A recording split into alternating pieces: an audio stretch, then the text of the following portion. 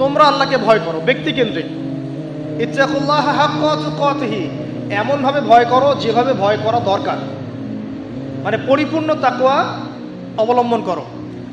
ওয়ালা তামুতুন্না ইল্লা ওয়া আনতুম মুসলিমুন, পরিপূর্ণ মুসলিম বা মুসলমান না হয়ে তোমরা মৃত্যুবরণ করো না। এই যে ব্যক্তি দর্শন পাচ্ছেন আপনি এখন, আমাকে কি করতে হবে? আমাকে এখন পরিপূর্ণ মুসলিম হতে হবে।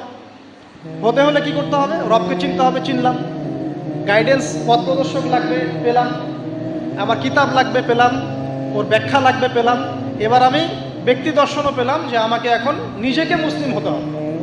মানুষের কথা পরে, আমার পরিবার পরে, আমার রাষ্ট্র পরে, আমার সমাজ পরে, আগে আমি। সবার আগে আমি নিজে, কারণ আমাকে আমার রবকে ফেস করতে হবে একা একা। আল্লাহ পাক সূরা মারিয়ামে বলেছেন, এই পৃথিবীতে যত মানুষ আছে এরা সবাই একা একা একজন একজন করে আল্লাহর কাছে হিসাব দিবে। একসাথে 10 জনের হিসাব দিবে না।